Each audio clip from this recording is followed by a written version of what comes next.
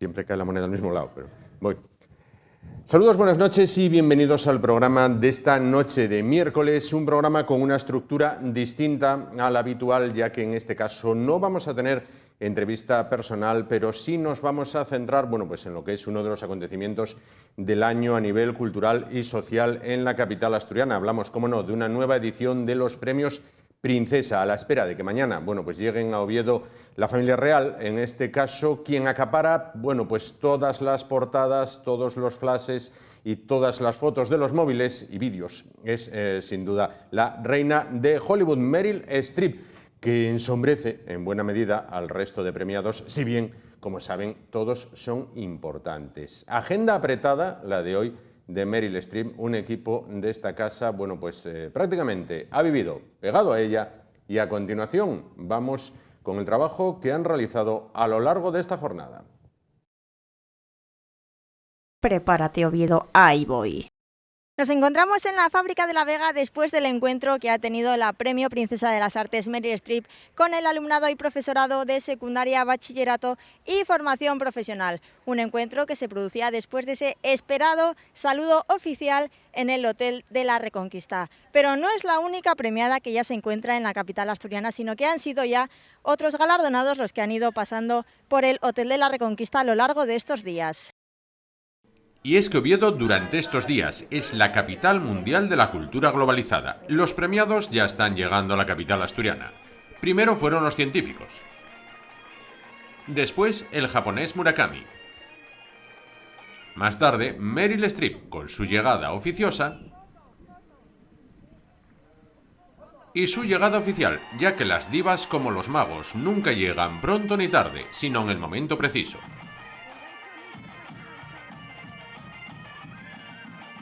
Y así uno tras otro hasta completar el elenco de unos premios que son un faro de luz y esperanza en un mundo plagado de barbarie y violencia.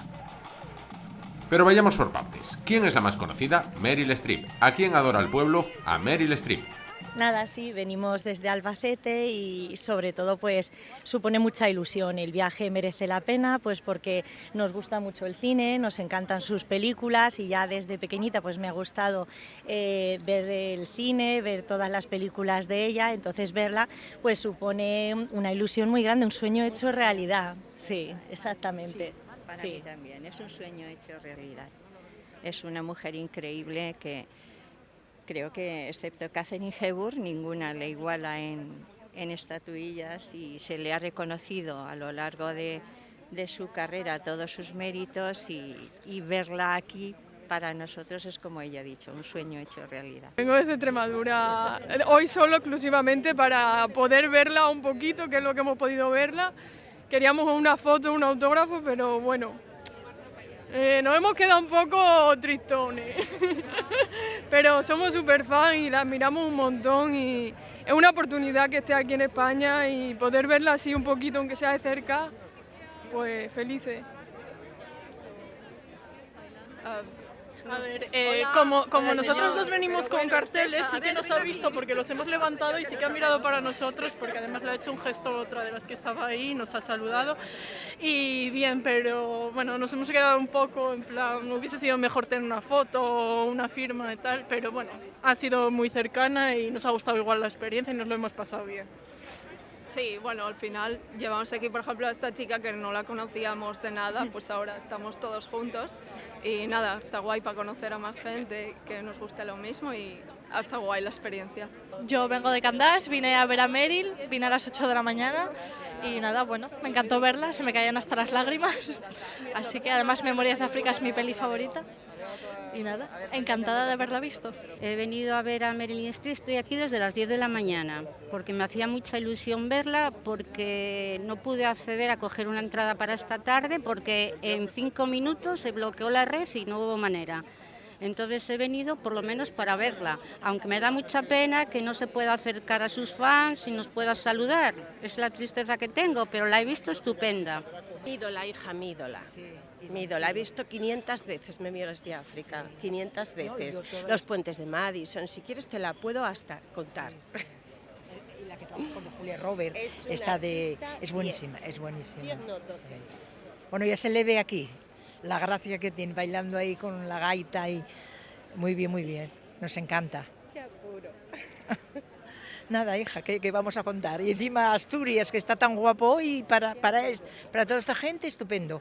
Para mí supone una presencia muy importante porque bueno, ya hemos podido ver el efecto Hollywood que ha causado la presencia de Meryl aquí y además porque yo llevo viéndola desde que era pequeña, no solo como mamá mía, que es por lo que la mayor parte de la juventud la conoce, sino por papeles como Puentes de Madison, en el que me encantó su actuación porque sientes como una actuación muy íntima y muy especial y para mí siempre ha sido un referente en cuanto al mundo del cine.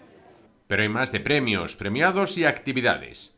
Nada menos que 100 actividades en 10 días, casi nada. 3 epicentros principales para no perderse absolutamente nada de nada. Desde ya, el Reconquista, hotel emblemático, cuartel general de toda la actividad y lugar donde se dan cita premiados, jurados, reyes, princesas, invitados, todo el mundo. Desde hace días, la fábrica de armas de La Vega, donde pueden desde correr una maratón en una cinta emulando a Kipchoge, aunque seguro que tardando algo más en completarla, a ver la avioneta de Robert Redford en Memorias de África, pasando por la furgoneta de Clint Eastwood o el zapato de Miranda Priestley en El Diablo viste de Prada. La antigua fábrica es un museo de los premios y en esta ocasión es casi obligado visitarla para empaparse de todo el universo premiados. Y el viernes la actividad principal se desarrolla en el Teatro Campoamor, el lugar donde como cada año tiene lugar la solemne ceremonia de entrega de los premios Princesa de Asturias, una región, Asturias, una ciudad, Oviedo, que ya espera a su princesa. Llegará mañana jueves al auditorio para asistir a un concierto de música clásica y es que, como dijo Woody Allen en 2002, Oviedo es una ciudad de cuento de hadas, un lugar de ensueño y por unos días, eso lo añadimos nosotros, es la capital mundial de la cultura globalizada. No te pido que me lo superes, solo que intentes igualarme a Oviedo.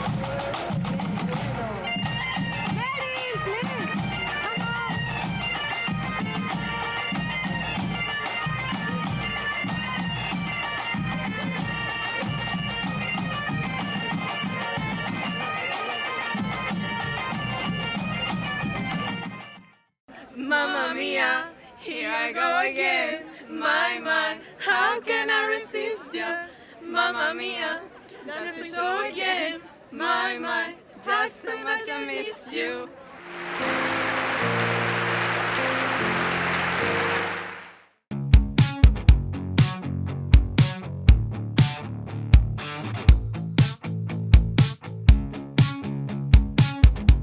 Bueno, pues abandonamos lo divino y nos vamos a centrar en lo humano. Un único tema sobre la mesa en esta ocasión para con nuestros contertulios y todo el tiempo que resta de programa para desarrollar ese tema. Vamos a hablar de la situación que se vive en estos momentos y desde hace, bueno, pues ya unos cuantos días en la zona de la frontera entre la Franja de Gaza y el Estado de Israel. Bueno, decía el escritor, el novelista y periodista Arturo Pérez Reverte que lo que está ocurriendo pues ya comenzó hace miles de años. Pues el último capítulo comenzaba, si es que se puede decir así, comenzaba el pasado 7 de octubre con la operación Inundación de Al-Aqsa, cuando grupos de terroristas de Hamás cruzaban la frontera de Gaza con Israel y atentaban, segaban la vida de aproximadamente 1.800 personas, no solo soldados y policías israelitas, sino también población civil, hombres, mujeres, niños, algunos de ellos de muy corta edad. Y además, bueno, pues secuestraban a aproximadamente 250 israelitas, se los llevaban a su territorio, bueno, pues con el fin de negociar, con el fin de hacer intercambios de prisioneros y lo que es quizás muy chocante, se llevaron hasta cadáveres. Bueno, no sé muy bien por qué motivo. ¿A dónde se los llevaron? Bueno, pues a la Franja de Gaza. La Franja de Gaza tiene una extensión de 42 kilómetros de largo por 10 de ancho. Para que nos situemos un poquito, es un territorio que sería la suma de los concejos de Oviedo y Gijón. Bueno, pues ahí viven nada más y nada menos que aproximadamente 2,5 millones de personas, de refugiados palestinos, en este caso, que carecen de patria y allí viven o malviven, bueno, pues rodeados completamente por territorio israelita, salvo una pequeña franja de terreno que les une con Egipto. un país que tampoco les quiere y que mantiene la frontera más bien cerrada. Desde 2006, desde unas elecciones de 2006, ¿quién gobierna este territorio? Lo gobierna una banda terrorista, en este caso, Hamás, que ha dictado su ley sobre este territorio y que además ha declarado pues, una guerra santa o una lucha a muerte contra Israel, deseando el fin y el exterminio de la patria judía. ¿Qué hicieron los judíos, los israelitas, después de este ataque? Bueno, pues movilizaron a su ejército, un ejército poderoso de 140.000 hombres y también a 360.000 reservistas, con la posibilidad de movilizar a 340.000 más. Comenzó un bombardeo incesante sobre la zona de la Franja de Gaza y agolparon o acantonaron su ejército en esta franja, en la frontera, bueno, pues a la espera de una orden de ataque que sin duda en el momento en el que se produzca, si es que se produce, pues incrementará exponencialmente las bajas por ambos bandos. Mientras tanto, mientras la actividad diplomática es febril para lograr, bueno, pues un alto el fuego o una paz de algún modo o un arreglo, los israelitas claman venganza, aplican la ley del talión y el conflicto amenaza con extenderse porque Irán, el régimen de los ayatolás, con su firme apoyo a Hamás, amenaza con extenderlo hacia la zona norte con las milicias armadas de Hezbollah, mientras que Estados Unidos muestra de nuevo su apoyo decidido hacia Israel y la Unión Europea aplica lo de donde dije, digo, ahora digo Diego, y si primero digo una cosa, después digo la contraria y luego voy matizando lo que poco a poco voy diciendo. Banda de cornetas y tambores de nuevo en el conflicto internacional. El caso es que las cartas están sobre la mesa y las víctimas civiles, sobre todo, bueno, pues no cesan de aumentar en esta ocasión entre los palestinos cuando antes fueron con los israelíes. Vamos a hablar a lo largo de este tiempo, de este tema, y se encuentran con nosotros y paso ya a presentarles a nuestros invitados. Voy a comenzar por este lado. Salustiano García, que es coronel retirado del Ejército de Tierra. ¿Qué tal? Buenas noches. Muy bien, buenas noches. Junto a él, Francisco García Campa, que es historiador. ¿Qué tal? Buenas noches. Por el otro lado, Quique Gallar, que es director del diario La Mayoría. ¿Qué tal? Buenas noches. Buenas noches. Y junto a él, Ignacio Loy, Nacho Loy, que es profesor de Psicología de la Universidad de Oviedo. ¿Qué tal? Buenas noches. Buenas noches. Bueno, lo primero que vamos a poner sobre la mesa es por qué cuando parecía que esta zona, siempre caliente, siempre conflictiva, siempre bueno, pues en pie de guerra o en alerta, parecía más o menos bueno, pues controlada la situación, ¿por qué de repente surge esto? ¿Por qué se lanza la operación Inundación de Al-Aqsa? ¿Y por qué uno de los países que atesora o se dice que tiene uno de los servicios secretos más importantes y potentes del mundo, como es Israel, bueno, pues le cuelan un gol por toda la escuadra, no la ven venir? Los terroristas de Hamás se infiltran y causan nada menos que 1.800 bajas. ¿Por qué en este momento? Bueno, a partir de este momento puede intervenir el que quiera, respetando los turnos de palabra, pero puede hacerlo el que quiera, no todos a la vez.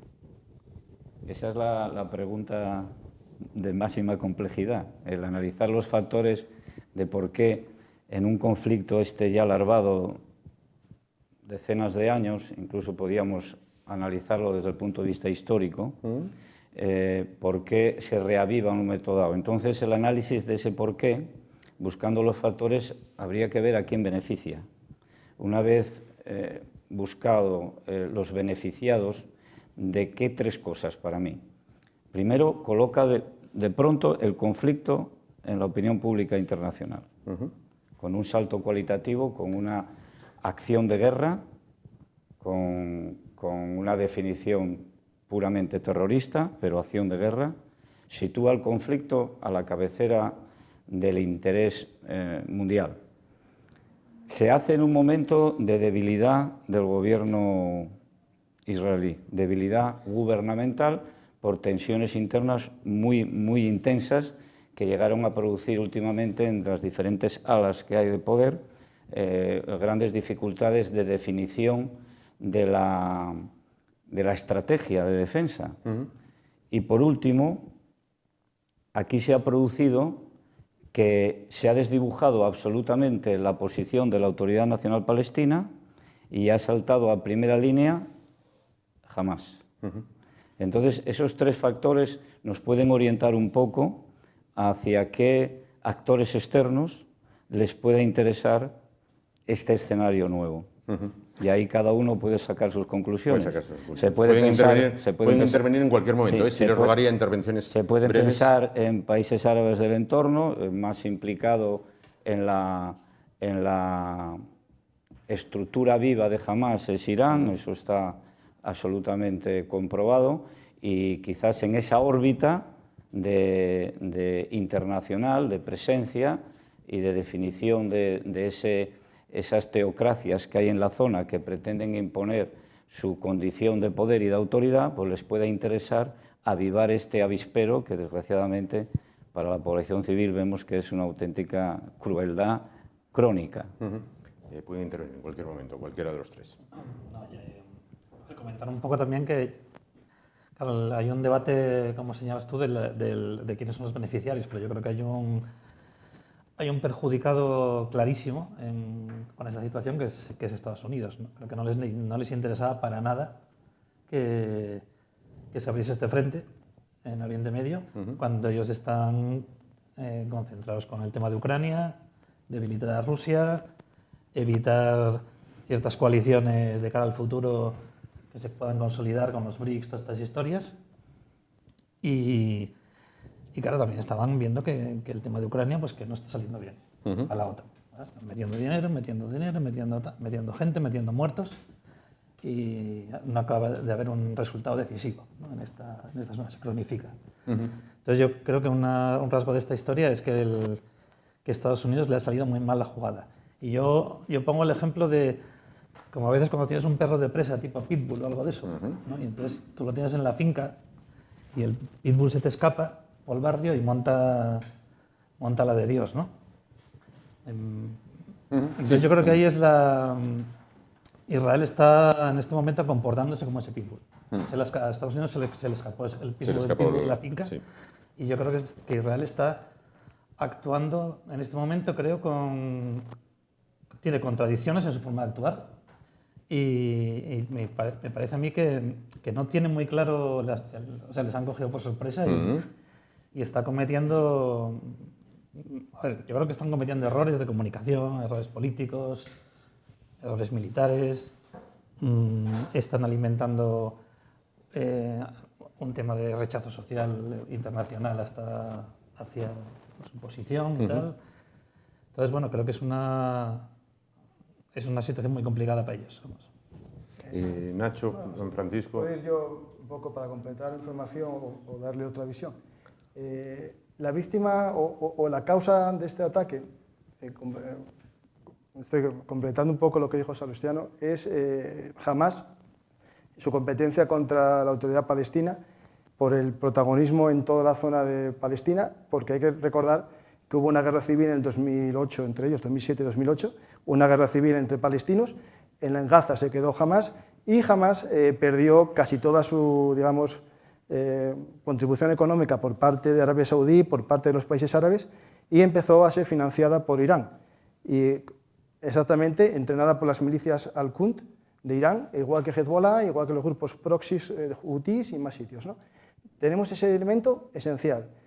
Los acuerdos de Abraham, que la gente se olvida de ellos, básicamente era la esperanza de paz para todo Oriente Medio. Marruecos iba a reconocer a Israel en breve, Arabia Saudí estaba ya en trámites de reconocimiento internacional, al igual que ya lo reconoció en los años 70 Egipto, como lo había reconocido también Jordania.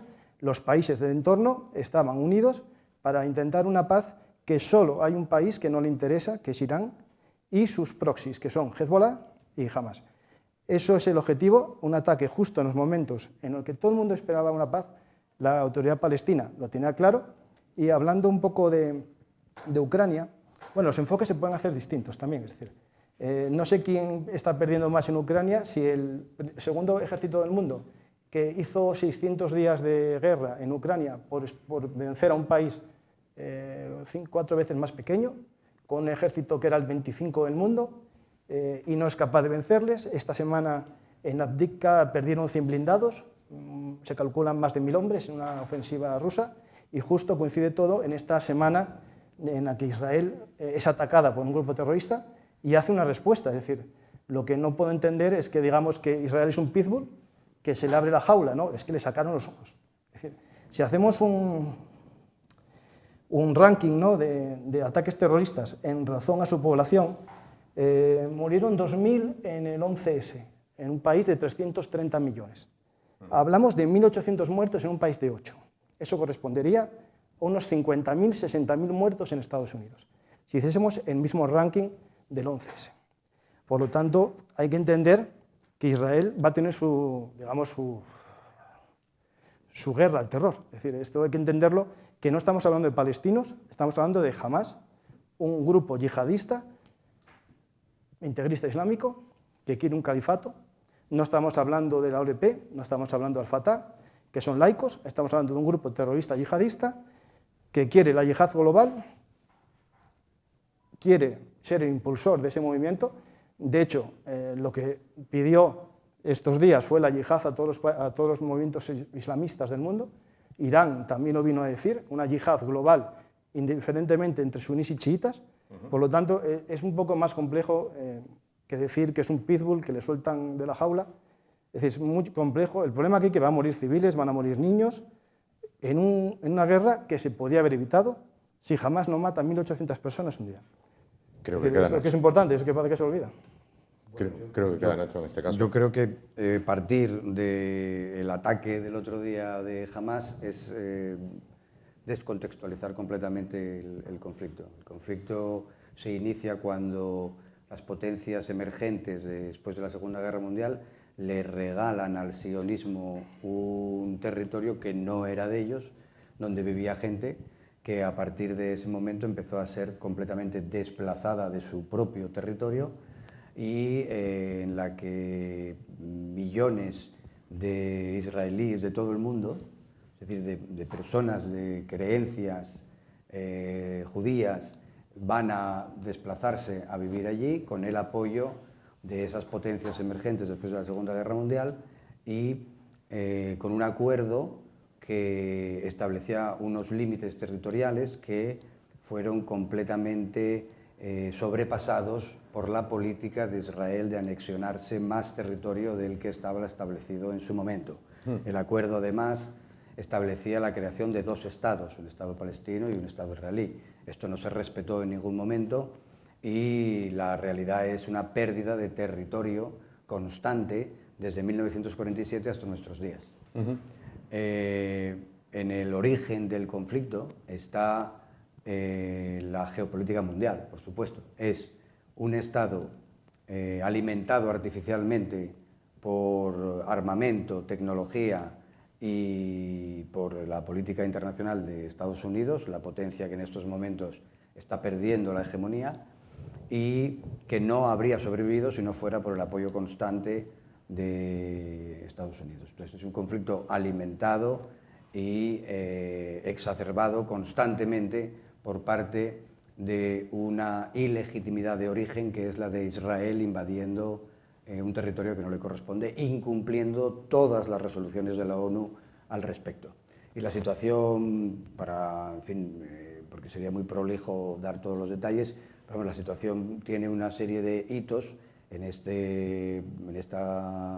dinámica de ocupación por parte de Israel, de exterminio del pueblo palestino, que es el programa que tienen previsto desde hace tiempo, es el de exterminio del pueblo palestino, después de la creación del muro, un muro de 4 metros que separa el territorio palestino del territorio israelí, el territorio palestino además ocupado, porque en la creación del muro también se anexionaron más territorio del que les corresponde, una situación que hace que los palestinos tengan que recorrer kilómetros para pasar solo por los puntos de paso hacia Israel, en una situación de apartheid, sencillamente. O sea, Palestina es hoy en día un campo de concentración controlado por Israel, donde Israel hace y deshace lo que quiere. No solo se anexiona lo que le da la gana, sino que además interviene constantemente. Entonces, este proceso que duró todos estos años, desde el año 47, fue un proceso, primero, de limpieza étnica, de expulsión de palestinos de su propio territorio, que era el que ahora mismo es Israel, y de eliminación de cualquier posibilidad de vida normal en Palestina. O sea, arrasaron campos, frutales, fuentes de agua, condenando a la población a vivir de la ayuda humanitaria y de la comisión permanente que tiene la ONU para los refugiados palestinos, y por lo tanto exacerbando las posiciones más radicales cuando tú tienes a un pueblo totalmente desesperado. Solo puedes esperar que haga cosas desesperadas. Pero si, claro, se parte de una acción sobre población civil realizada por Hamás para justificar el ataque que está haciendo Israel, que lo lleva haciendo desde que se inició el Estado de Israel, que es un Estado en guerra desde el principio, que solo sobrevive, insisto, por la ayuda militar y económica e internacional de los equilibrios geopolíticos. Una precisión aquí puntual ya. No, con esto ya termino. Y ahora... Justo lo que acabas de decir. Sí, pero es que ahora lo que está pasando... Es no que quieres perder la línea.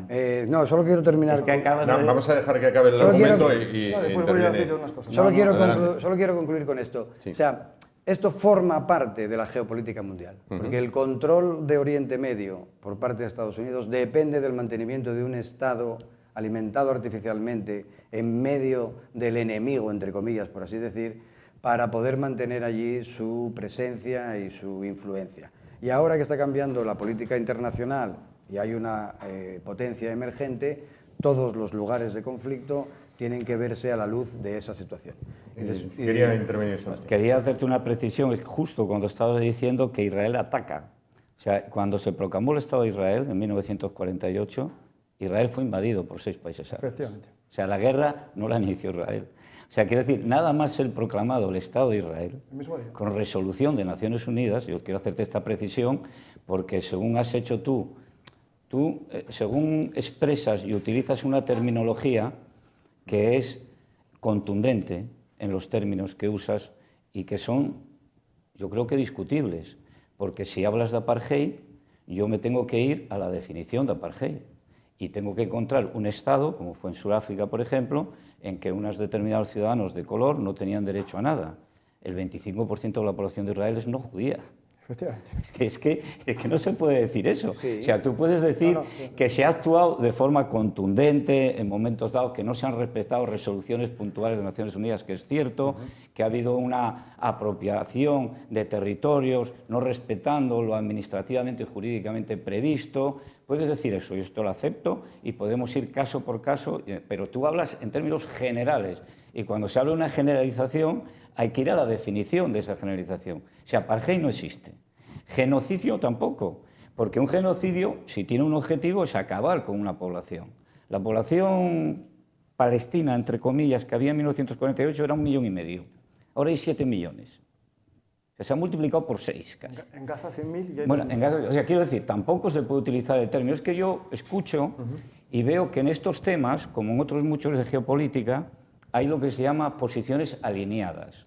O sea, yo me alineo con un determinado perfil y lo aplico a la geopolítica y empiezo a utilizar toda la argumentación genérica que queda bien. O sea, que evidentemente dices tú, acabas de justificar el terrorismo. Sí. Has dicho que una población civil tiene derecho a defenderse. Claro que tiene derecho. Podemos decir lo mismo, por ejemplo... ¿Los franceses no tenían derecho a defenderse de los nazis? Los llamaban terroristas en la Segunda Guerra Mundial. Claro, el Tercer Reich consideraba... Es evidente... Y los niños alemanes que... Claro, pero es evidente que en cualquier conflicto, en la guerra, hay víctimas. Y las víctimas, la mayoría de las víctimas suele ser población civil. Yo he estado en conflictos y he visto las huellas de los conflictos. Y tenemos una serie te voy a decir una cosa. Después de la Segunda Guerra Mundial, para que esto no sea otra vez volver a la Edad Media en términos de guerra. Escucha, pero hay una cosa fundamental. Y hay altos oficiales del gobierno del Estado de Israel diciendo que se van a pasar utilizar un análisis geopolítico en términos de buenos y malos.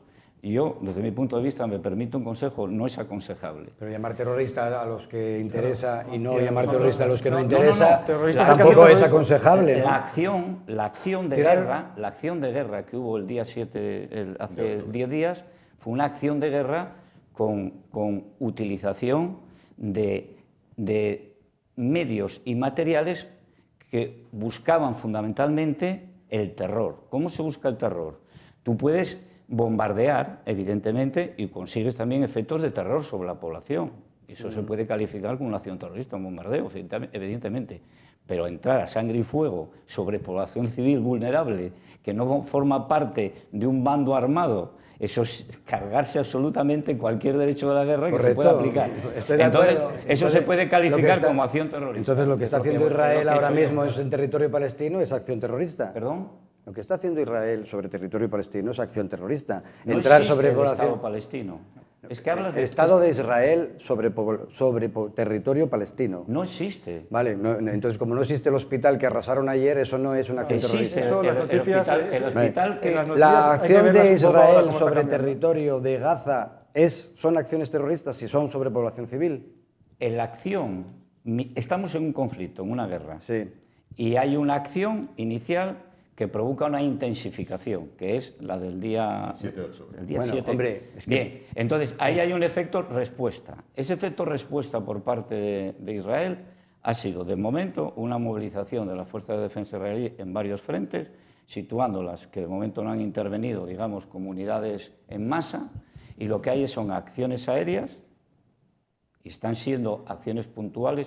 Tú fíjate en un detalle... A ver, no acaban de arrasar un hospital Sí, ayer. pero tú no sabes eso hay quién ha pruebas ahora sido. mismo que ya está en duda si es un cohete de Hamas. Bueno, Claro. podemos ver imágenes. Es decir, Bien, vale, bueno, sí, bueno, a ver, hay muertos ya, hay muertos civiles ya en Gaza, y los hubo anteriormente al último ataque de Hamas. No. Es sistemático. Lleva mucho tiempo. Hay secuestros sistemáticos por parte del Estado de Israel y se los traslada incumpliendo resoluciones de la ONU constantemente y quedan en aislamiento durante meses y en algunos casos años, sin juicio ninguno. Y ha habido muertos de población civil en Gaza y en Cisjordania desde hace años y años, desde que se inició el conflicto. En los dos sitios. Sí, y las acciones terroristas son solo de una de las partes. No, a ver, las acciones del Estado de Israel incumpliendo e incursionando en territorio que no le corresponde, que no es de él, eso no es una invasión de un Estado por parte de otro. Es una invasión militar. Y el Estado que es invadido no tiene derecho a la defensa. Sí, evidentemente. Uniformada. Entonces, toda acción sobre población civil es terrorismo. No, es terrorismo, no, va contra los derechos de la guerra, derecho internacional. Bien, las bombas sobre Hiroshima y Nagasaki También. son actos terroristas. Evidentemente, contra el derecho internacional, evidentemente. Porque las bombas de Israel siembran la paz y la democracia. No, y las de los demás son yo no estoy terroristas. diciendo que yo no utilizo esa terminología. La usaste desde el principio. No. Es que la usó hasta el propio presentador. Yo vivo se en un llamó país terrorista jamás veces está y se tiene mucho cuidado de no llamar terrorista al Estado de Israel. Jamás está declarada terrorista en España. ¿Por parte de quién? Por la Unión Europea. Que hay una agencia nacional de declaración de Estados terroristas. Claro. La Unión Europea yo creo que pintará algo en papel, les ponen unos claro, hay una definición. Bueno, espera. Ahora es lo de menos. Hay una definición. Yo creo que eso es lo de menos. Yo por alusiones, vamos a ver, yo considero que Hamas es un grupo terrorista. Bien. Igual que lo era la ETA, igual que lo era el Grapo, igual que lo era... igual que hubo durante mucha parte de la historia grupos terroristas pululando por Europa y otras partes del mundo. Jamás son un grupo terrorista. Decir que Hamas no es un grupo terrorista... No, vale, yo puedo decir que jamás es un Estado terrorista. Vale, pero me gustaría que dijerais que el Estado de Estados Unidos, que el ejército de Estados Unidos es un grupo terrorista. ¿Y el ruso que invadió Ucrania qué es? Pues seguramente. No, ¿es terrorista también o no? No. Pero a ver... pregunta al millón. Es decir, sí, es terrorista. Si tú aceptas que el ejército de Estados Unidos es una organización terrorista... No, porque yo soy licenciado en Derecho, tengo la suerte o la desfortuna de ser historiador y licenciado en Derecho, las dos cosas. Y ahora una cosa que es importante... ¿Y eso quiere decir que las palabras que tú usas son mejores que las de los demás? No, no son mejores que las suyas, no. Pero usted como político sabrá mejor manejarlo mejor que yo. No, yo soy también doctor, pero en psicología. No sacamos aquí los títulos para darnos más... De historiador sí puedo hablar. Y yo creo que hay cosas que contarás bien. La resolución de 1947, con apoyo soviético de creación del Estado de Israel, porque fue el máximo aliado en el 47, las armas con las que se defendió Israel en el 48 contra el ataque de todos los países vecinos fueron armas checoslovacas entregadas por la Unión Soviética. Es un tema interesante que hay que entender. Después, en la siguiente ofensiva, fue Francia la que dio las armas y sería a partir del año, un poco antes de la Guerra de los 6 días, cuando Estados Unidos empieza a armar en potencia a Israel. Y eso es cierto, que Israel a día de hoy es el arma geopolítica de Estados Unidos. Sí, no te lo niego porque es cierto. Pero hay que contar la historia de verdad. Es decir, que no había judíos en Israel antes del 47 es falso. Ya desde el siglo XIX hubo una inmigración, además de lo que ya había allí. Las Naciones Unidas, en aquel momento, en el año 47, crearon o pensaron que la mejor solución para el protectorado británico cuando se extingue, porque el mandato británico se extinguía, era crear dos estados, un estado israelí o un estado judío y un estado árabe. ¿Qué sucede? Que en el propio momento de la declaración de independencia de Israel, todos los vecinos deciden atacarle. Se defiende, vence y toma posición de algunos lugares, no de todo. Ahí tenéis el mapa, muy bien, si quieren ponerlo en el mapa se puede poner. Después ese mapa se toma algo que nadie cuenta, que Cisjordania fue ocupado por Jordania y tomado en posesión y control por Jordania y no les dio autonomía, y Gaza y la franja del Sinaí, que correspondía a Gaza, una pequeña franja, que la tienes en el mapa seguro, que lo sé de memoria, estaba bajo el protectorado egipcio. Después viene la famosa guerra del Canal de Suez o la guerra del Sinaí. Egipto se queda con todo el Sinaí, Israel se queda con el Sinaí egipcio y se queda con él durante un tiempo hasta que viene la guerra famosa de los 6 días, que es la que comienza también Israel y consigue controlar más toda esa región. Que es cierto que ahí es Israel el que ataca. Después viene la guerra del Yom Kippur, que por cierto es justo 50 aniversario el día que se hace este acto, es decir, el 7 de octubre se celebraba el 50 aniversario de la guerra del Yom Kippur, o sea que no hay cosas sin querer en la historia, ¿no? Al final, en la guerra del Yom Kippur, a Israel le cogen por sorpresa, le cogen gran parte del territorio, pero después lo recupera. Y lo que quiso hacer Hamás era un homenaje a ese ataque sorpresa de Yom Kippur.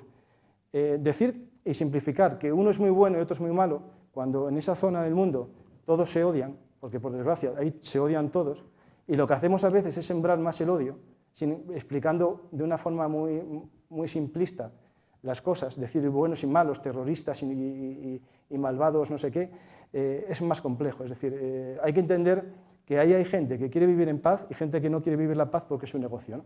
El 25% de la población de Israel es de origen árabe-palestino, cristiano o musulmán.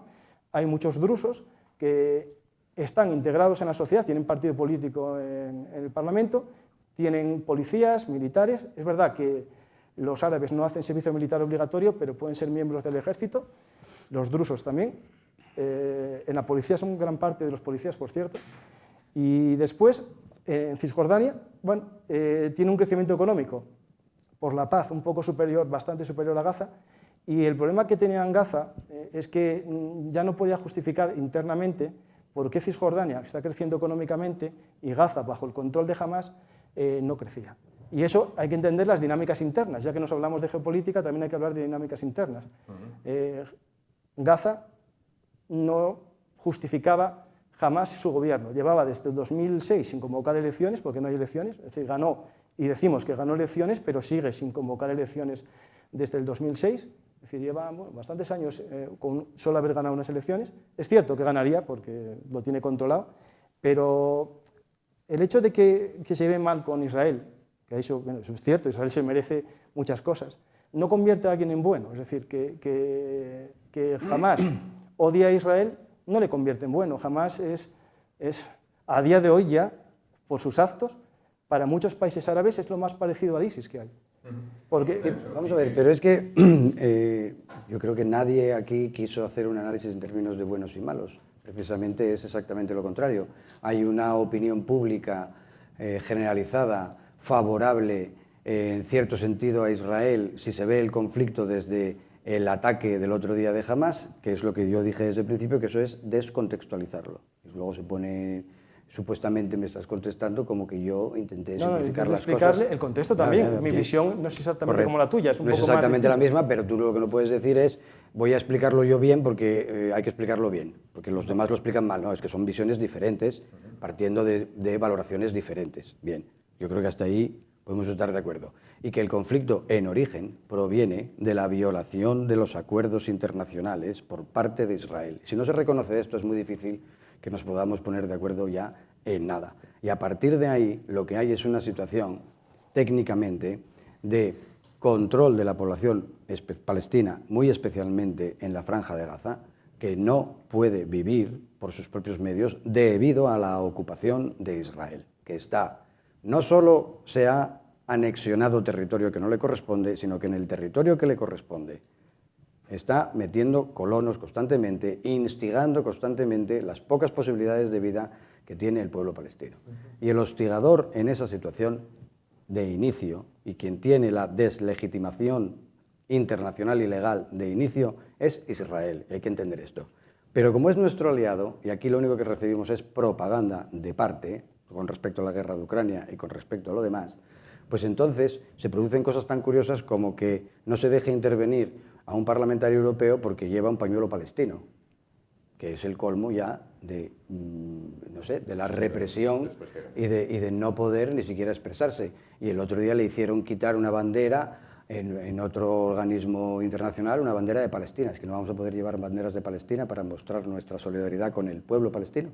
Es que el que muestre su solidaridad con el pueblo palestino está ahora de parte de Hamás. ¿Desde cuándo? Me parece que quería intervenir. Sí, sobre esto último que señalaba Nacho de lo del pañuelo Palestina y todo eso, yo creo que un rasgo muy interesante de esta situación que tenemos ahora es que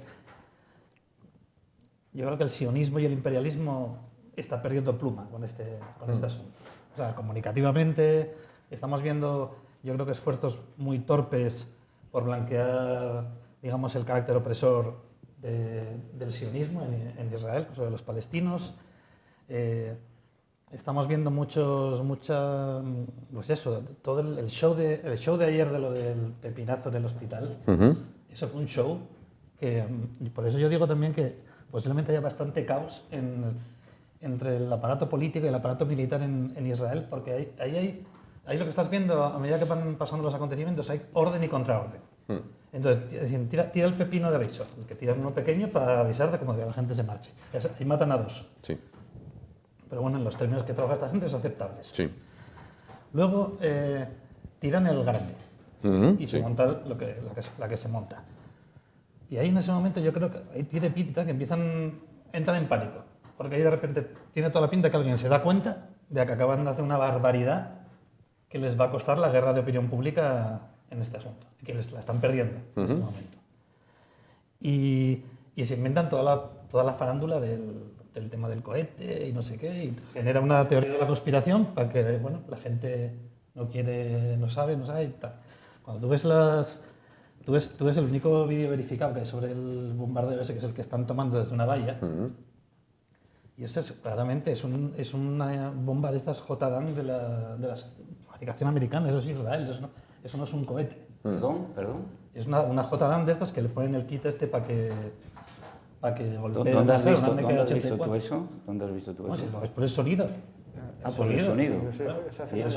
El sonido de la caída de la explosión no es un cohete. O sea, tienes una conclusión acústica de lo que ha pasado y para ti ya es válido. Se ve en el vídeo y hay mucha gente, muchos comentaristas. ¿Pero viste el vídeo del cráter, no? Mira, vamos a ver. ¿Me permites, luego un cohete de estos no hace... ¿Me permites una apreciación técnica sobre este asunto?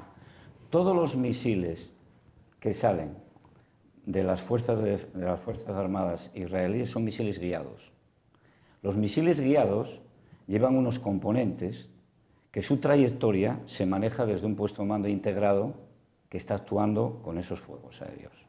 Un misil guiado tiene una trayectoria curva y actúa, tú si ves cuando hay un impacto, que se ven muchos ahora en la televisión, que el edificio cae completamente. ¿Sabes por qué cae? Se demole el edificio, en la demolición. Porque el misil guiado lo tira a la base del edificio. Nunca cae de gravedad. Nunca es una caída recta. La caída recta son de cohetes. Los cohetes no son guiados. El 100% de lo que utiliza la yihad islámica y Hamás. Ya, pero bien, eso es una escucha, esto es una parte técnica, con lo cual la única forma para saber qué es lo que ha pasado ahí, que evidentemente yo creo que a Israel no le interesa ni incluso a Hamás, o sea, quiero decir, tal y como estaban las cosas, este tema del hospital es nefasto, yo creo que para cualquiera de los que están en el ámbito, digamos, del contendiente. Sí, pero tienes al establishment israelí, llevan una semana la única manera, diciendo va a caer aquí el apocalipsis. La única manera de saber eso, ¿cómo te llamas? Javier. Quique, la única forma de saber eso... El apocalipsis son 500 muertos en un hospital. Es un estudio de trazas del impacto.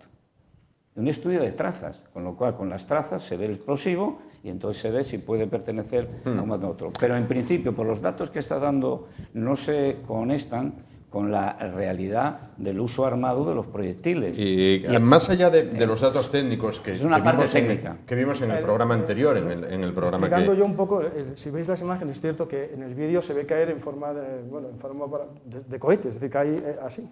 Pero bueno, eso es importante o interesante.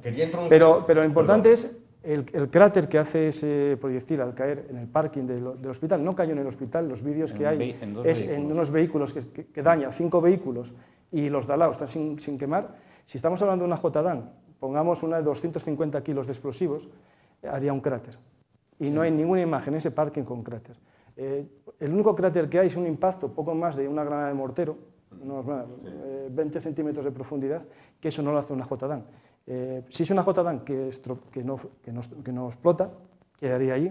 Por lo tanto, si la JDAM estalló, no dejaría un cráter de 25 centímetros y no habría un coche justo a 2 metros del impacto. Ese coche saldría proyectado pues, unos metros bastante potentes. No quedarían fachadas y paneles solares en los edificios de al lado. Es decir, yo no estoy diciendo que no sea una desgracia cualquier muerte. Yo es que esta guerra no tendría que haber existido si jamás no hubiese comenzado.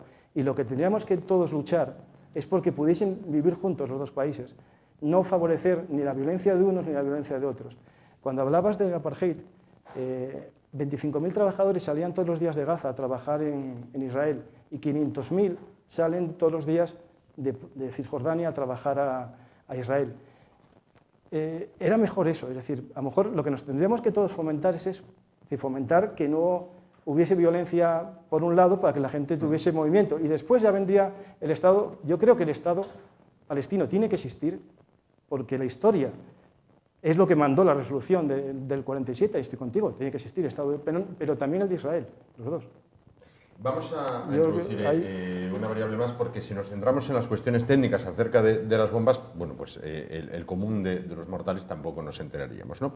Vamos a ver, es importante, sin duda, pero bueno, creo que hasta ahí debemos de llegar, ¿no? Vamos a ver, los palestinos, Egipto no les quiere, Jordania no les quiere, el Líbano tampoco les quiere. Es decir, pasa un poquito, haciendo un paralelismo muy absurdo, pasa un poquito como con los judíos antes de la Guerra Mundial. Ningún país les quiso, ningún país quería a los refugiados judíos que escapaban de la Alemania nazi. Cogían unos poquitos aquí, unos poquitos allá, hasta los nazis instrumentalizaron pues un viaje en transatlántico a lo largo del mundo con judíos a los que nadie quería. ¿Por qué a los palestinos nadie les quiere? ¿Por qué Egipto les cierra la frontera, Jordania les cierra la frontera, Líbano les cierra la frontera? No sé, pregunto. Haces unas preguntas tremendas. Podemos ir a... No es por eso. No, hombre, vamos a ver. Egipto los cierra. Se llama presión demográfica. Es decir, Jordania es un país que nadie lo habla, pero Jordania se creó por un regalo británico a la familia Husseini, que era la que ayudó al famoso Lawrence de Arabia en la Primera Guerra Mundial, en compensación de no poder nombrarlo rey de Arabia Saudí, le regaló parte del mandato palestino, de la Palestina británica, a este hombre para que crease su reino de Jordania. Estaba incluido Cisjordania. Estaba Cisjordania, sí. Pero bueno, después eso se cambió en el 47 y crearon el área palestino del Estado que se iba a configurar, ¿no? Bueno, eso lo digo por ahí. Con aceptación por parte de Jordania. Sí, claro, Jordania es feliz. Por lo que hay al este del río Jordán. Eso es interesante, ese dato. ¿Qué pasó? Que llegaron miles de refugiados y la configuración demográfica de un territorio pequeño como es Jordania, a día de hoy casi la mitad de la población es de origen palestino y la otra mitad de origen jordano. Es decir, jordano con este matiz importante. ¿Por qué Egipto les cierra la frontera? Pero eso fue después. Líbano pasa algo de lo mismo. El Líbano sufrió también la llegada de muchos refugiados que alteraron los equilibrios ya muy complejos en el Líbano. El Líbano era un país que hasta el año 82 tenía una buena posición económica. Llegan palestinos que no los integran, esto es importante, que los libaneses no integran a los palestinos y viven en campos de refugiados. En el Líbano viven en campos de refugiados todavía hoy, porque esto es importante ese matiz, y el Líbano tiene ahora mismo ese problema con la minoría chiita, que ahora es mayoría, y tienen ese problema con los Hezbollah, ¿no? Que es otra cosa que eso sería para hablar otro día. Y el caso egipcio, como antiguo controlador de Gaza, tendría un deber histórico, ¿no? Vale. Pero entra otro problema interno que es mucho más geopolítico, podemos decir, que es los hermanos musulmanes. El régimen actual es un Estado laico que deriva un poco del panarabismo, un poco derivado a ese occidente que lo controla, eso es cierto a lo mejor, Pero los hermanos musulmanes, para ellos son el mayor peligro que hay. ¿Qué pasa? Que Hamás bebe de los hermanos musulmanes. Ideológicamente Hamás es suní, no es chiita, aunque se lleva muy bien con Irán y con las milicias al-Qunt, pero su pensamiento teológico es una derivación de los hermanos musulmanes. Por eso tampoco quiere que Hamás tenga éxito.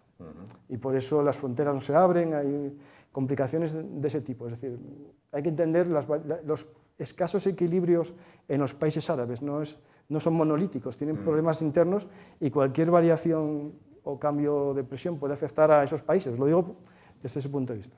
No, pero lo que introduce un elemento, digamos, contra natura en esa zona es la creación del Estado de Israel. Una vez más, es que ese es el error de partida. Y decir que la solución... Entiendo que consideras que el Estado de Israel no debería estar ahí o no debería existir. No debe existir. Por supuesto que no debería estar ahí, pero ya está y es un hecho. Y por lo tanto la geopolítica no se puede volver al año 47. Yo creo que hay que... todos los actores políticos están de acuerdo en la creación de 2 estados. Pero los israelitas estaban ahí, en tiempos bíblicos, hablo. Los romanos les expulsaron. Vamos a ver, eso a ver, había en los territorios que ahora ocupa Israel, en el año 47 había 700.000 personas, como mucho, según algunos censos, de origen o de religión judía o como se quiera llamar. Otros dicen que 300.000. La declaración de Balfour garantizaba una patria a los judíos. Y son ahora 9 millones. Sí, correcto. Sí, pero el problema judío, como bueno, eso ya lo utilizaron hace para decirlo de una manera muy fea, ¿no? Sí, muy fea. Feísimo. Eso no se tiene por qué resolver con una patria. Quiero decir, ¿por qué tiene que haber un Estado de cada una de las religiones y estados confesionales? Todo el mundo entiende que es normal que haya un Estado judío en pleno territorio árabe. Eso es una cosa creado artificialmente. La pregunta que yo te hago es, ¿por qué consideras que ese terreno era árabe y no judío? A ver, porque los estados se van conformando históricamente en función de las correlaciones de fuerzas, generalmente por medio de guerras, apoyos estratégicos, geopolíticos, etcétera, etcétera. Entonces, si Israel no tenía en ese momento un territorio como nación, pues como otros muchos pueblos que no tienen una nación propia.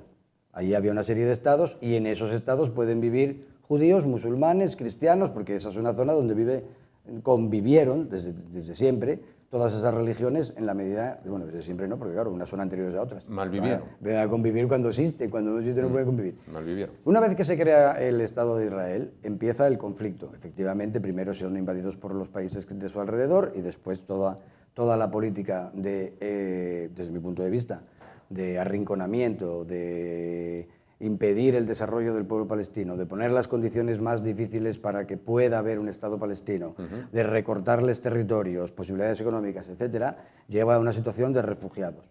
Los refugiados, millones de palestinos que viven fuera del territorio, de los territorios tanto de Israel como de Palestina, porque también efectivamente viven más de 1 millón de palestinos en territorio israelí y son ciudadanos israelíes. Hay incluso 2 parlamentarios elegidos en las elecciones israelíes que forman parte del Parlamento.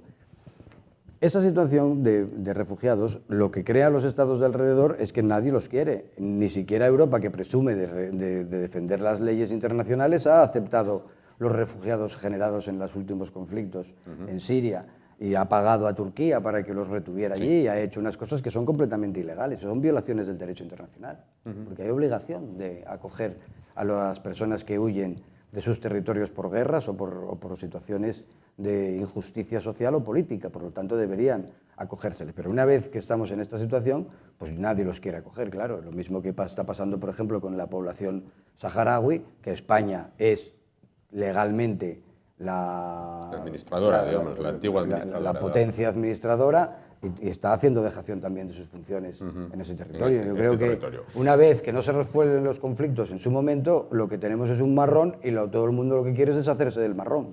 Bueno, vamos a hacer una pausa en el camino, vamos a irnos un momentito muy rápidamente a la publicidad y a vuelta de tan solo nada, 2 escaparates, volvemos y vamos a hablar del papel, lo apuntaba Nacho, de la Unión Europea y el papel de España, que en lo que es pues el mercado doméstico, pues también está soltando titulares día tras día. En un momento estamos de vuelta.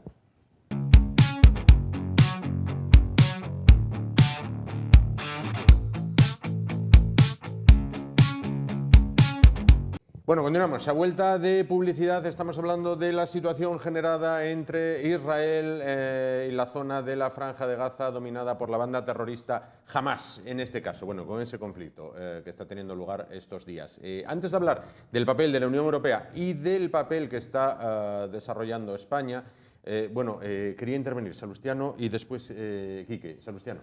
Sí, en geopolítica la definición de un Estado o nación política es controvertida en cualquier territorio. Tú analizas el globo y tú miras el mapa de África, por ejemplo, y ves que los países, las fronteras son los paralelos y los meridianos. O sea, quiero decir que los mandatos coloniales en cada uno. Y en esos paralelos y meridianos, pues había unas 300 tribus distintas, por ejemplo, en Nigeria, en Uganda, quiero decir, complicado siempre, ¿no? El resultado es que hay una resolución de Naciones Unidas en el año 48 que establece un Estado, que es el Estado de Israel, se produce una serie de conflictos armados y este Estado ha funcionado en modo supervivencia, ¿no? Quiero decir, los ataques siempre los ha recibido desde su nacimiento y ha habido por cierto, algunos de los conflictos con dificultad para que saliera vencedor y curiosamente salió.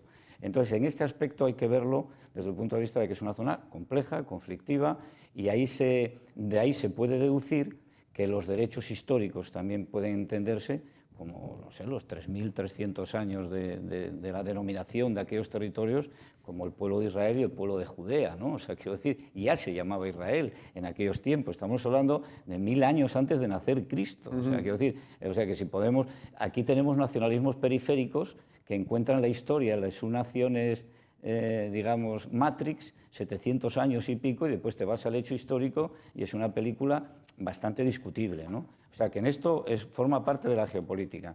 Entonces, en este aspecto yo creo que habría que definir claramente lo que es una democracia y lo que es un Estado totalitario. Una teocracia, una autoridad basada en la violencia, en la fuerza, derechos de las mujeres. Podemos hablar qué pasa en Gaza con los derechos de las mujeres. Podemos entrar en mil campos. Vamos con Quique. Entonces, en este aspecto yo creo que Israel mantiene, digamos, lo que es un sistema democrático. De hecho, tiene problemas internos. Hay elecciones libres, democráticas, y eso en todo el entorno del territorio no existe. Vamos con Quique. Israel, como bien apunta Salustiano, es el único país democrático de la zona donde se respetan por igual los derechos de hombres y mujeres y donde los tres poderes, están separados. Todos los países que le rodean son muchos teocracias y otros ya ni se sabe lo que son. Y los derechos de las mujeres, obviamente, no se respetan. De eso hablaremos luego, cuando hablemos del papel de España. Quique, querías intervenir. Sí, bueno, a ver, Sudáfrica creo que en los últimos años del apartheid ya tenía suspendidas cuestiones de garantías, pero era una democracia parlamentaria. Lo que pasa es que había una parte de la población que no había, pues, unos arriba y otros abajo, igual que en Israel. Aunque vamos a estar, pero no porque la existencia de Israel requiere el que tengas un sistema de colonización que expulsar a una población previa para que tus colonos... ¿sabes? O sea, no es un tema solo de tal, es que hay unos arriba, hay opresores y oprimidos. Te interrumpo, pero tienes razón, que sí es cierto. Pero, por ejemplo, en el 2006, cuando Israel abandona Gaza, porque expropió las casas a 8.000 colonos o 9.000 colonos israelíes para que dejasen el territorio y ir a ese proceso de paz. Es cierto lo que dices. Y yo creo que si la paz hubiese ido en adelante, se expropiaría el territorio a los que están en Cisjordania de forma abusiva. Yo entiendo que eso tampoco tiene que estar ahí. En la vida tenemos que ceder todos. Lo que no se puede es, cuando va la paz en esos acuerdos de Abraham, que lo vinculo contigo. Yo estoy a favor, que no entiendo todavía de hoy cómo mi país cambia el criterio con el Sáhara, que el Sáhara es nuestro problema, un problema nuestro, que no lo estamos haciendo bien, porque nuestro gobierno cambió. Y hay muchas... Sí, claro, cambió de opinión. O sea, sin decírselo ni a sus aliados políticos ni al pueblo español en el Parlamento. Pero yo creo que hay una explicación, que se vincula a los acuerdos de Abraham. Marruecos necesitaba justificar a su pueblo una victoria para poder firmar la paz con Israel. Y eso muchos analistas creen que el reconocimiento del Sáhara por parte de Estados Unidos, por parte, por ejemplo, de Israel, era en parte para ese proceso de paz encaminado a la pacificación de Israel. Lo digo para vincularlo con lo que decías. Yo lo que pienso es que no puede haber una democracia asistida médicamente, artificialmente, para que pueda sobrevivir como es Israel. Y con un paso más hacia la ausencia de separación de poderes que está dando precisamente este presidente, que le está costando muchísimos problemas Porque internos. está luchando el pueblo contra él. Sí, correcto. Porque democráticamente. Porque una cosa son tus gobernantes y otra cosa es el pueblo de Israel. Aquí en España tenemos un problema parecido también, con la independencia. Claro, sí, porque yo supongo que no todos los israelíes están de acuerdo con la política. Claro. De hecho lo sé, porque tengo colegas que son de allí y tal, y que no están de acuerdo con la política que se lleva sobre Palestina, pero desde hace años y años. Los de los kibbutz, estos que murieron, gran parte de ellos eran contrarios. Claro. Vamos con el tema de la Unión Europea y España. Estoy convencido, y esto solamente es una impresión totalmente personal, que si 5 minutos antes del ataque del 7 de octubre en aquel festival rave de música que había en el desierto, si hubieran hecho un referéndum a los que allí estaban, a los israelíes que allí estaban, ¿usted está de acuerdo con Israel o con Palestina? Hubiera salido paradójicamente que muchísimos estaban de acuerdo con Palestina. No, con la paz.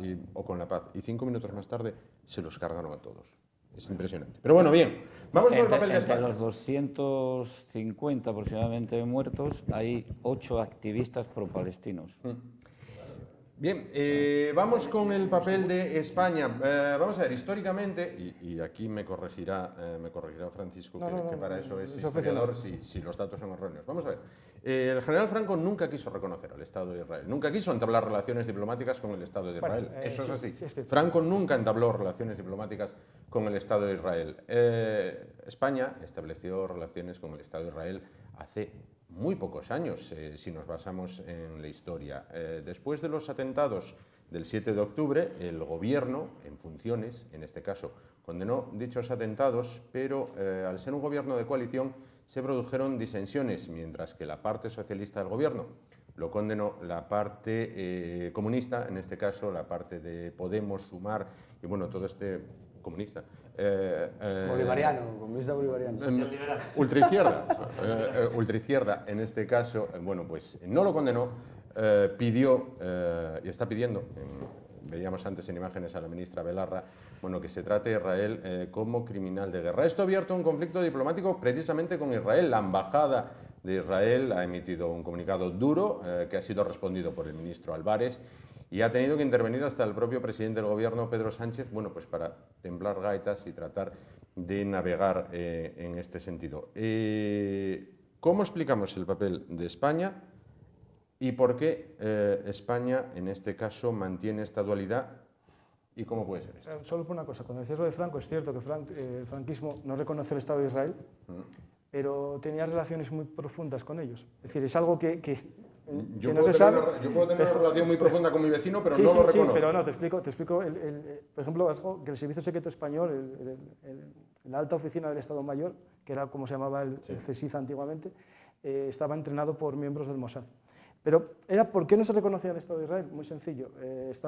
Franco tenía muy buenas relaciones con los países árabes. Hay que recordar que ese panarabismo típico de Baas, la República de Egipto y Siria, en los momentos que estaban juntos, tenían elementos socialistas, pero también un poco un tufillo fascistoide bastante interesante. Eso no se me lo puede quitar a nadie.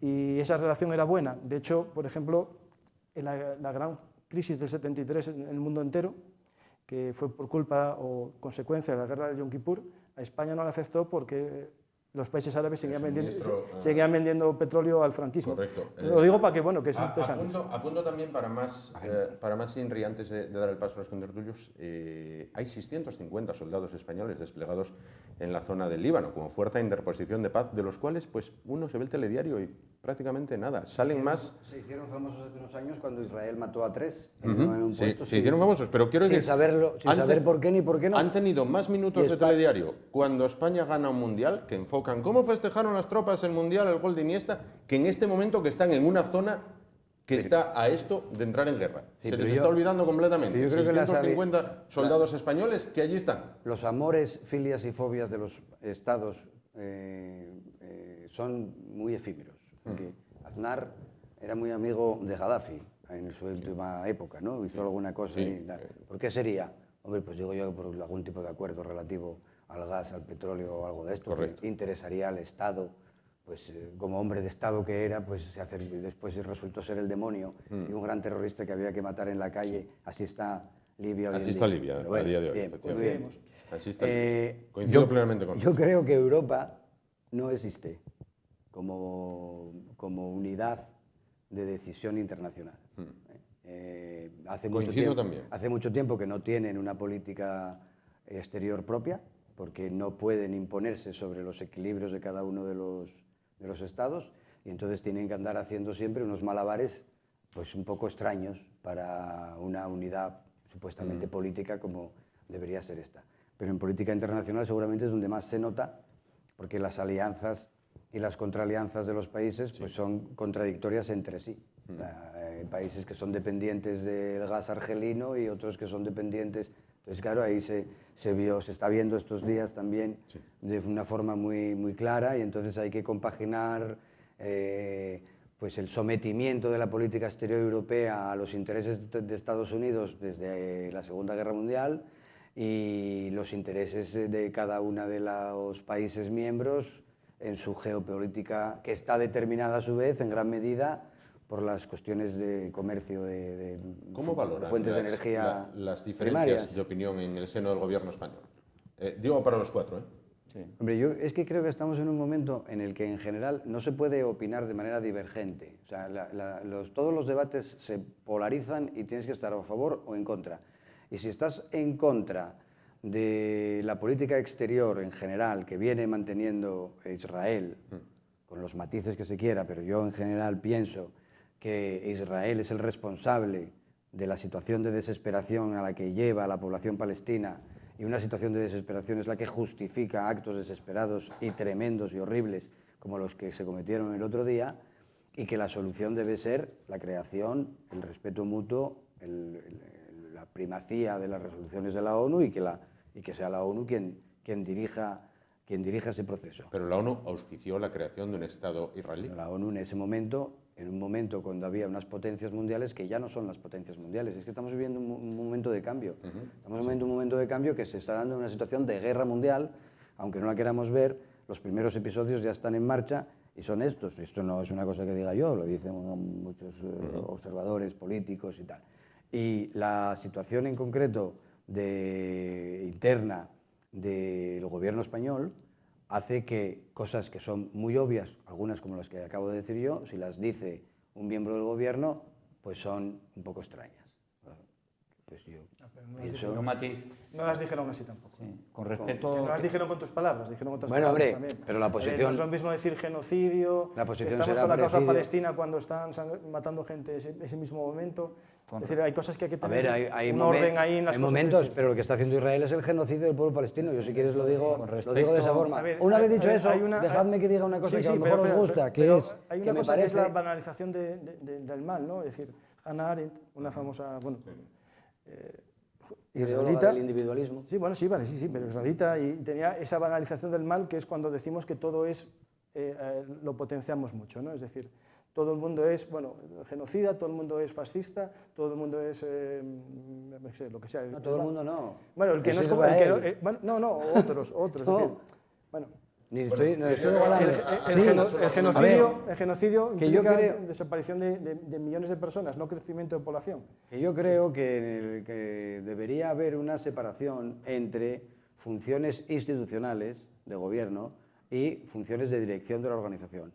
Sobre todo cuando las organizaciones tienen que defender posturas que a lo mejor van muy en contra de lo que está defendiendo otra parte mayoritaria del gobierno. A lo mejor esa era un poco una forma de suavizar un poco las cosas, pero más allá de eso yo estoy totalmente de acuerdo con Yone Belarra y con el discurso que está teniendo en estos momentos con respecto al conflicto palestino-israelí.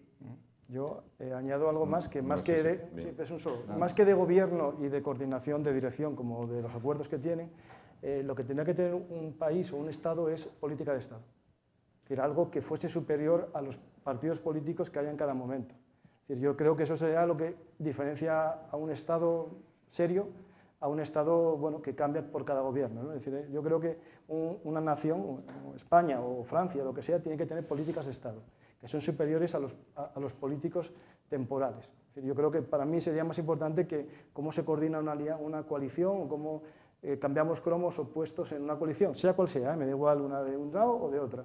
Yo creo que lo que tiene que tener un país es visión de Estado. Claro, el problema ahí nos va qué visión queremos tener de un Estado. Sí, sí. Voy con Salustiano, después Quique. Sí, como has citado antes, las fuerzas de interposición de Naciones Unidas en Líbano es una presencia que hay en la zona, se habla de ella en noticias. Yo he visto muchas noticias relacionadas, de hecho cayó un proyectil en el cuartel general. Bueno, ahí se están produciendo constantemente un toma y daca entre la milicia Hezbollah y la artillería israelí, y es un toma y daca que pasa constantemente por encima de las cabezas de la fuerza de interposición, que es interposición, están en medio.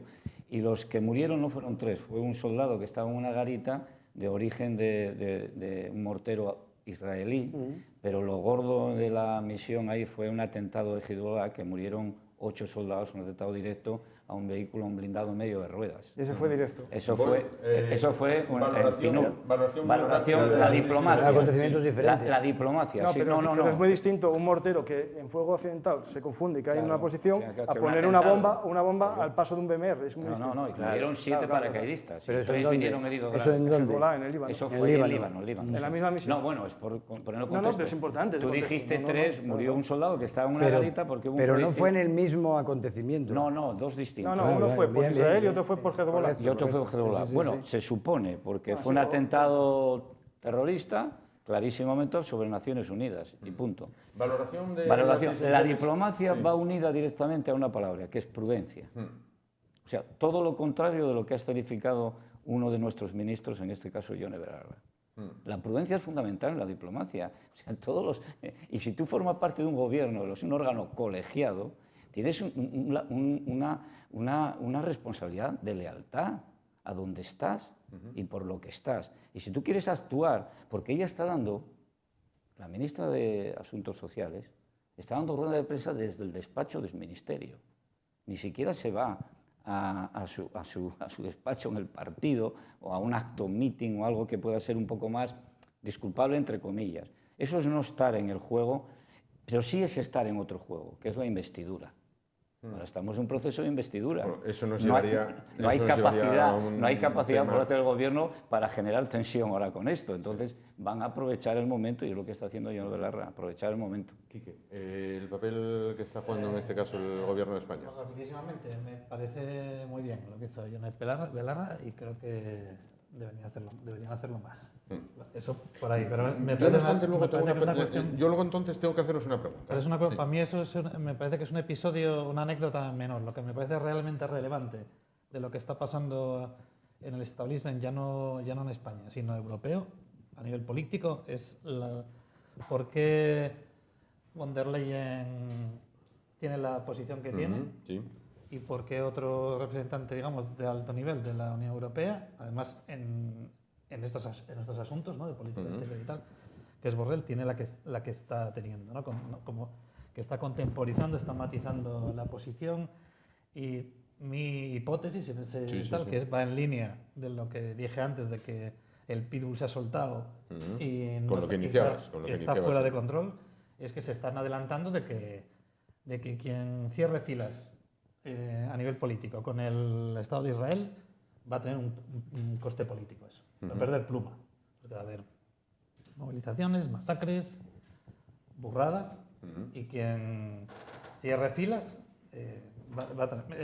Es muy llamativo. ¿Por qué el tema de Ucrania, desde el punto de vista de la posición de la Unión Europea, fue como y desde la guerra comunicativa, fue un paseo militar, o sea, no hubo problema. O sea, hay los que matizábamos cuestiones o hablábamos un poco de, oye, hay que tener esto en cuenta, tal. Teníamos que escondernos debajo de la mesa porque había una pisonadora, digamos, de opinión pública que te parecía había unos malos y unos buenos, tal. En este tema hay grietas en las élites. Sí. Y eso me parece muy relevante. Antes de dar paso a Paco, quiero preguntar una cosa. Decían, comprendemos y compartimos la visión de Yone Belarra. Es una pregunta que hago yo porque además me la han hecho. Además, más de 2 y 3 personas. Yone Belarra y sus postulados acerca de muchas cuestiones, feminismo, transexualidad, ¿es consciente de que en Israel sería respetada y en cualquiera de los países de alrededor sería lapidada? Pregunto. Bueno, pero es que eso es mezclar un poco no lo sé. churras con merinas. No lo sé. Porque porque en una situación de guerra como la que vive... Quiero decir, me parece una actitud... Es respetable, pero es muy hipócrita. Yo quiero lo que dicen estos, pero yo allí no viviría ni de coña. Bueno, hombre... A ver, es que depende de qué posición tengamos sobre no, claro. Por decirlo ahora que no estamos en horario de trío, Irán está en Amaral paz. no cantaría en tetas en Irán. Bueno, eso habría que verlo en la práctica, a ver qué pasa. No, Amaral no cantaría en pero tetas que en Irán. defendamos unos determinados Podría derechos. cantar en Israel. Los derechos civiles, como los conocemos en Occidente, ¿son una cosa universal plenamente o son una cosa de la superestructura ideológica de las sociedades occidentales? Mi pregunta es, ¿la Y eso ministra es una- Belarra sería ministra en cualquier país árabe?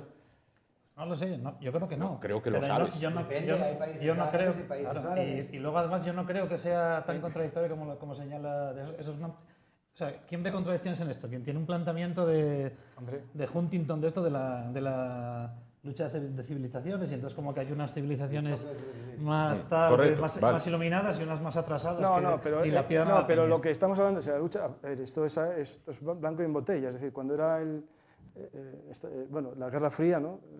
Bueno, pues más o menos los soviéticos, la igualdad de hombres y mujeres la tenían igual que los occidentales, no había gran diferencia. Es decir, en la Unión Soviética las mujeres eran iguales que los hombres sin problema ninguno. Por tanto, ahí el choque, digamos, cultural entre las dos culturas, entre las dos superestructuras, ¿no? La socialista y la capitalista, y toda la superestructura económica que se genera, y la social y política, en el discurso marxista, va bien, pero aquí estamos hablando de un régimen como los ayatolás, que cuelgan en grúas a los homosexuales, y eso está, no me lo vais a decir que no, porque sabéis que es cierto. Eso justifica que No, se invada no, al país, que se lo destroce, no, pero para quedarse con su petróleo. No, pero eso es cierto o no es cierto. Yo creo que sí. Vale. Que hubo unas protestas de mujeres por no llevar el velo en Irán y murieron cientos de personas en las protestas. Y sigue habiéndolas. Y que parte de esto Irán necesita una guerra fuera para que no se justifique los problemas internos que tiene en su propio sistema. Es decir, la pregunta es interesante, saber en qué... es interesante también saber la discriminación que viven hoy en día todavía las mujeres en Occidente o las minorías raciales en Estados Unidos, porque se habla de las democracias occidentales. Estamos hablando de... Como si ¿En serio que las mujeres sufren el mismo...? Como si las conquistas o sea, que mi mujer, y que mi hija y que mis hermanas y que los familiares mujeres que tenemos viven igual que una mujer en un país árabe. Y los negros estadounidenses viven igual que los blancos. O sea, ¿cuántos millones de muertos tiene el capitalismo occidental? ¿Y cuántos millones de muertos tiene el comunismo occidental? ¿Cuántos millones de muertos tiene el comunismo? Muchos más del capitalismo. Según Jiménez Dos Santos, más que habitantes había en los países gobernados por los comunistas. Yo intenté buscar lo común que tenemos. Las hambrunas de Bangladesh, los podrideros industriales de la revolución industrial, las minas por ahí del coltán y tal, todo eso es la cadena de valor. Las minas de coltán, el mayor comprador de coltán es China. El 95%. Hacer móviles para nosotros. Bueno, sí, pero es China, el que compra el coltán. Si hacemos el análisis geopolítico desde una posición ideológica extrema, en la cual empezamos a hablar del sistema capitalista, empezamos a hablar del imperialismo, empezamos a hablar de, no sé, nos perdemos un poco en el sentido... No, yo hablo de los derechos humanos, derechos civiles, las personas, la libertad, por ejemplo, la capacidad de elegir, la libertad de opinión, el derecho de los partidos a existir. Entonces hay que analizar los sistemas, hay que ver los sistemas democráticos que nos hemos dado, que son imperfectos, evidentemente, son imperfectos, pero tienen consolidado y validado lo que él estaba diciendo, que tu mujer, mi mujer, su hija, se pueden comportar dentro de este sistema con unas calidades de libertad que no tienen comparación con las cuestiones que estáis citando. Pero o sea, quiero decir, estábamos hablando de eso. No, él sí lo ha citado. Él ha citado el sistema. Porque si hacemos un discurso antisistémico, todo se justifica. Se intenta desautorizar unas declaraciones en política internacional de una ministra que son coincidentes con las de muchos países internacionales que se Pero no con la del gobierno, a la que pertenece. Pero después... Claro, eso es un pequeño detalle. Bueno, sí, o sea, tú eres ministro de un gobierno... Claro, el gobierno de Europa tampoco está de acuerdo y tiene mensajes contradictorios. El propio, por eso lo juzgo mal. El propio Biden tiene mensajes contradictorios. Después de una frase, punto y seguido, dice lo contrario. Obama, no Bin Laden, Obama, le planteó a este presidente israelí hace unos años, creo que fue en 2004, no recuerdo, 4 o 7, no sé, le planteó que la manera de resolver el conflicto sería volver al menos a las fronteras de 1967. Y era Estados Unidos. Todo el mundo tiene que ceder algo, pero una cosa que quiero un poco hablar de esa división interna que existe en la Unión Europea. Borrell dice una cosa, Mayer otra. No es por el perro, sino, yo creo, no es porque el perro rabioso se suelte o no se suelte, es por las consecuencias que puede tener eso. Es decir, el miedo a que el problema se agrave y vaya a más países y desestabilice países de la zona y sobre todo también conflictos internos en los países europeos. Es decir, pero no en sí porque el perro sea el malo, sino por las consecuencias de que el perro sea malo. Es decir, creo que... Es que va a haber... Me dan solamente 5 minutos y quiero emplear esos 5 minutos en que cada uno de ustedes, voy a comenzar por Nacho, voy a continuar por Quique, en este orden, me respondan a la pregunta. ¿Se puede alcanzar la paz cuando estamos en vísperas de lo que todos consideran un asalto masivo o un ataque masivo por parte de Israel buscando la venganza por lo ocurrido? Nacho. No, ahora mismo no. Ahora mismo solo con que cesaran las hostilidades por los dos partes sería un milagro. Creo que no va a suceder. El conflicto se va a recrudecer. Israel viene practicando una política de exterminar a 10 palestinos por cada muerto israelí y multiplicando no ha hecho más que empezar. Y no creo que por la dinámica que lleva desde hace mucho tiempo y la debilidad del propio presidente actual, que le viene bien la guerra y ser contundente, porque si no lo es, dentro va a tener todavía más contestación. Creo que todo favorece que van a arrasar la Franja de Gaza. La Franja de Gaza. Quique. También descarto la posibilidad de que en un corto plazo haya un cese de hostilidades. ¿Hasta ahí? Hasta ahí. Paco. Yo, por desgracia, estábamos en el momento más cercano en la historia a la paz en esas tierras. Yo creo que con los acuerdos de Abraham, la posibilidad de que en Cisjordania se crease un Estado un poco más fuerte con la autoridad palestina, con sus problemas internos que los tiene muy graves de corrupción y parecido, y se rompió la paz, y yo creo que el culpable es el que comenzó este derramamiento de sangre el 7 de octubre. Si no llega a haber el ataque de Hamás, puede que no haya habido, seguro, 100%, que no había el contraataque israelí. Quiero que eso lo entendamos todos. Desde mi punto de vista, la paz está muerta porque hay gente que le interesa que no haya paz. Finalizo con Salustiano. Sí, el objetivo prioritario de las Fuerzas Armadas israelíes es que desaparezca Hamás. Entonces esto va a ser complicado en un corto plazo, pero es un objetivo que va a hacer darle cronicidad a todas las operaciones que se van a desarrollar, a desmantelar la red de túneles de casi 300 kilómetros que tienen en la zona, van a intentar hacer una cirugía en la medida que se pueda con esos movimientos de población tan complejos y tan dificultosos, pero el objetivo del conflicto ya está conseguido por quienes lo han movido. Lo han conseguido: presencia internacional, debilidad del gobierno israelí y el único factor disuasorio que va a impedir la escalada, porque yo creo que no va a haber escalada, yo creo que lo dirán, es una teatralización. El matiz disuasorio más claro es el segundo grupo de portaaviones que se ha desplegado en el Eisenhower junto con el Gerald Ford en el mar Mediterráneo. Estamos hablando de portaavión de propulsión nuclear con una potencia de fuego espectacular, y no creo que se atreva ningún país árabe a hacer ningún tipo de escalada mientras la situación tenga una contención de actos y de hechos asumible. Pues con las palabras de Salustiano llegamos al final del programa de hoy. Intenso debate, porque sin duda la ocasión lo requiere. Aprovecho los 2 últimos minutos. Vamos a ver, la guerra, dijo Clausewitz hace muchos años, que es la continuación de la política de Estado por otros medios. Creo que, tal y como decía Quique, lo peor aún está por venir, lo peor aún está por ver. Afortunadamente, creo que de las 5 personas que estamos en esta mesa, quien más de cerca ha visto la guerra quizás sea Salustiano en su condición de coronel cuando estaba en las Fuerzas Armadas en periodo activo. Tratar de disfrazar la guerra de cualquier otra cosa es solamente ponerse una venda delante de los ojos. Y esto lo ejemplifico muy claramente con un ejemplo que yo mismo vi cuando recientemente en la Plaza de la Escandalera había una exhibición de de material militar del Regimiento Príncipe. Bueno, pues había blindados, BMR, bueno, que se podían visitar. Bien. Yo estaba en la cola con mi hijo, que tiene 11 años, de la mano, para ver un blindado por dentro. Creo que a todos los niños, cuando son niños, les gusta ver esas cosas, ¿no? Bien, había otro padre con su hijo más o menos de la edad del mío, y el niño dijo: papá, ¿esto para qué sirve? Y el padre le dijo: esto sirve para la paz.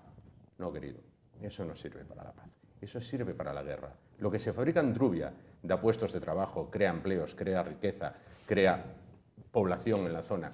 No son tractores, son carros de combate que sirven para matar, sirven para la guerra. Tratar de endulzar la guerra, lo que hemos visto hasta ahora, con bebés degollados, con cráteres de bombas en hospitales, lo haya hecho quien lo haya hecho, solamente es la guerra. Y viene practicándose desde que el primer hombre se dio cuenta que con un palo podía matar al que tenía al lado. Lo peor está por venir. Gracias por su atención, ánimo y adelante.